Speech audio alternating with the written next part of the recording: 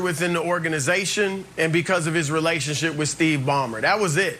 Performance-wise, how could you be surprised? It was essentially, and I'm a guy that picked Doc to win the championship when he first got there with Chris Paul, Blake Griffin, DeAndre Jordan, and then this year, of course.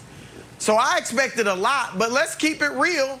It was essentially 7 years of underachievement. I know there were injuries to Chris Paul and Blake Griffin at untimely spots in the playoffs, but they never got past the second round. You had a championship contending roster, and it wasn't just the stars. You had great role players, and they never got past the second round. I thought Doc got out-coached by Rick Carlisle in the Dallas series. I thought he got out-coached by Mike Malone in the Denver series. We know he's the only coach ever to lose 3-1 series leads. And this year, I was talking to some people, close to this situation about this. And as I said, they kind of backed me up.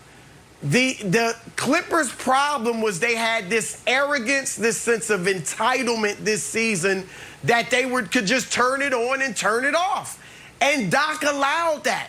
Doc is, a guy that obviously players look up to. He's been a great leader. But he allowed that culture to fester and could do nothing to change it. And so look, 7 years, you can't get mad at an organization for moving on after 7 years of basic underachievement. Broussard, I got a question for you.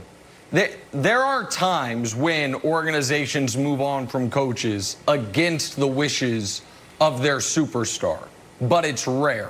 When the Bucks moved on from Jason Kidd, Giannis famously was very upset. But they also knew Giannis was young and years away from free agency, so they were going to have time to be able to fix it if Giannis got mad. I haven't heard anything on this. Steph and Mark Jackson. Sure, that's a great example. But typically, they run these types of things by their star. And certainly, if the star is a year from free agency, do you think Ballmer could have or would have done this without either Kawhi requesting it in the exit interview or, and I know you don't do the exit interview with the owner, but, requesting it to him directly or without Kawhi giving it the okay if Ballmer was leaning this way and running it by Kawhi? Or do you think Ballmer just unilaterally would do it without consulting Kawhi when Kawhi can walk in a year? I definitely don't think Kawhi requested it, but I would think, and I don't know for sure, I'll try to find this out, I would think that they'd run it by him. And Kawhi was probably like, he's the type of guy that's like, whatever, you guys do what you got to do. Like, I think he's going to show up and play for whoever's there. Now, we all know that Doc Rivers was a big reason he wanted to go to the Clippers. And he told Doc, I want to play for you. But he's been there for a year. And he saw that they just weren't as good as they should have been.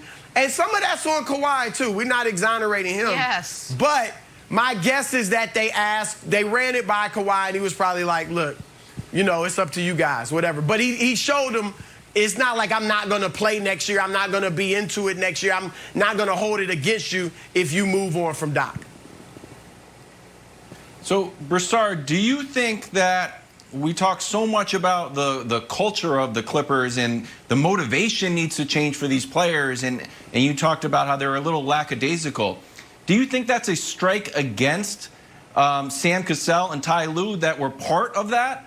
And do you think that means that the Clippers need to go outside the organization to find their person?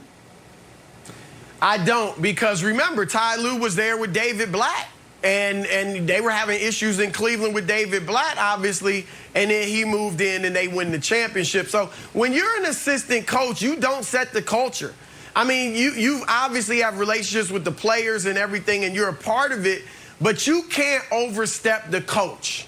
And especially with Ty Lue and Sam Cassell, who have great respect for Doc Rivers, there is no way they were going to overstep Doc's bounds. And so I don't hold that against them. You're right, Wilds, in that sometimes it is hard. I've talked to coaches about this.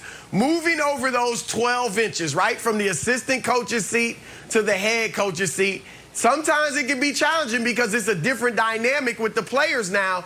But I think Ty Lue can manage it. I do think those guys respect him. He's got a great relationship with Jerry West and his family, so that'll help. West, obviously, a consultant with the Clippers. I think it should be Ty Lue. Look, I like Mark Jackson. I'd love for him to get a shot. If you want to throw Jeff Van Gundy in there, give him, maybe interview him for sure. But I think Ty Lue gets this, and I think they need to move swiftly because he's obviously in the running for other jobs. Yeah, I mean, Ty Lue, to me, is the greatest option, because when your greatest asset isn't your greatest asset anymore, it's time to move on. Coach Doc Rivers, he's known and respected for his leadership and galvanized the locker room. And when you look at all of the reports that came out of this bubble from this locker room, it's disturbing. And I said it, 2 weeks ago, you had to blow it up. And there was two ways you could have done it. You could have blew up this whole operation by letting go Doc, and I didn't think that was the right way to do it. I thought the right way to do it was to keep your stars and the guys that wasn't buying into what Doc was selling, you move on. So when you look at the NBA and how it's built today, it's less about, what type of plays do you have in X's and O's. It's about, do you have the leadership? Can you lead these guys with big egos? Can you lead superstars? What about the guys with the different temperaments? So when you look at Ty Lue, he's done that. He has a track record there. So, Ballmer's a successful man, and we know in business you have to you understand organization, you understand teamwork, you understand leadership. Yep. So I'm not surprised at all. There were so many ways they could have gone about it. But then when you look on the other side from the player's perspective, it takes me back to 2009 when I was playing for the Denver Broncos and Coach Shanahan was our head coach. Coach Shanahan was fired at the end of that year. And when he was fired, I immediately went to game 3 when we were playing against the Jacksonville Jaguars.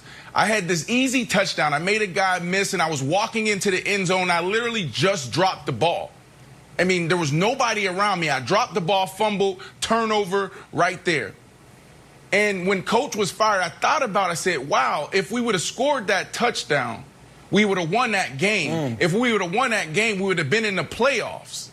To me, that was my way of contributing to Coach Shanahan's downfall. So if I'm a player in this locker room right now, what was that moment for you, Paul George or Kawhi Leonard? It's not just all on the coach. As a player, you got to think about how you contribute to this. So, to me, they have a guy on the bench that can come in and galvanize this locker room and push this thing in the right direction, because they have everything they need really right there. They just got to go into free agency and get 1 or 2 pieces and they'll be fine. That is some A-plus accountability, Brandon. All right, the Clippers now one of 6 teams looking for a head coach come next season. Back to our top story this morning, Patrick Mahomes versus Lamar Jackson.